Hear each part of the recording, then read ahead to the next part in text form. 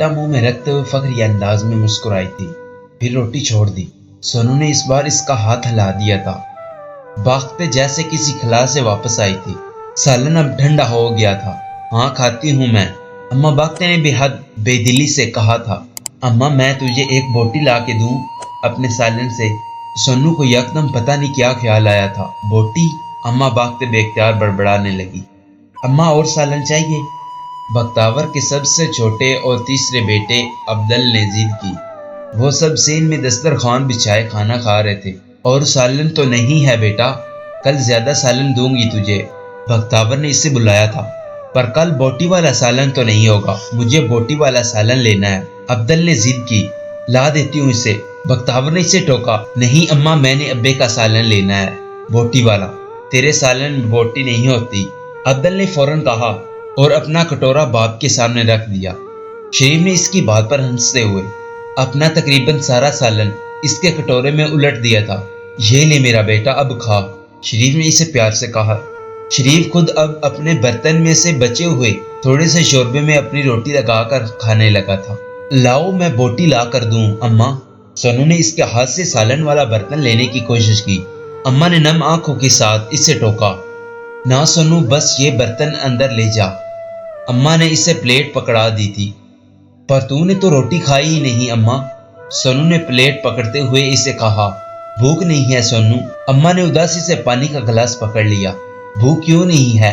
سونو نے پوچھا۔ اس عمر میں بھوک نہیں لگتی۔ کیوں اماں؟ مجھے نہیں پتا، اماں نے اسے ٹالنے کی کوشش کی۔ تو پھر کس کو پتا ہے؟ سونو ٹلنے والا نہیں تھا۔ اماں کچھ دیر چپ رہی، پھر بولی، اللہ میاں کو۔ وہ کدھر رہتا ہے؟ سونو نے تجسس سے کہا۔ جہاں تیرا دادا رہتا ہے، اماں باغتے نے آنکھوں میں نمی لیے کہا۔ دادا کے پاس؟ دادا کے پاس کیوں رہتا ہے؟ اماں باغتے سے پانی نہیں پیا گیا۔ بس ایک بار بچے بڑے ہو جائیں، پھر سارے دل درد دور ہو جائیں گے، شریف نے گہرا سانس لیتے ہوئے کہا۔ وہ دونوں رات کو سین میں چارپائی پر بیٹھے باتیں کر رہے تھے۔ پھر ہم بھی اپنے گھر کو پکا کریں گے، بختاور نے کہا۔ ہاں، نقشہ بنا کر دوبارہ گھر بنائیں گے۔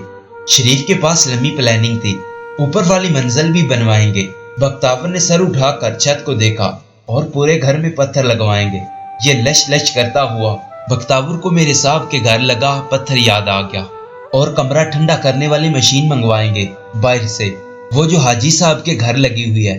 شریف کو بھی ایک دوسرا محلے دار یاد آیا، اور وہ چیزیں ٹھنڈی کرنے والی مشین بھی لیں گے، اور ٹی وی بھی۔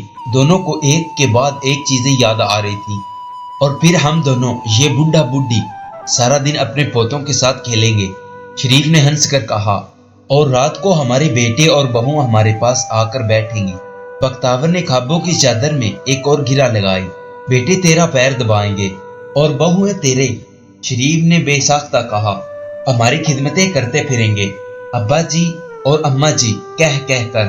بختاور بھی ہنسی۔ میں تو سارا دن لمبی تان کر سویا کروں گا، شریف نے اپنا ارادہ بتایا۔ نہ ہم دونوں سیر کو نکلا کریں گے، سمندر کو جائیں گے جیسا گھر میں آنے سے پہلے جاتے تھے۔ بختاور نے ایک عجیب سی حسرت کے ساتھ اس کا ہاتھ پکڑا۔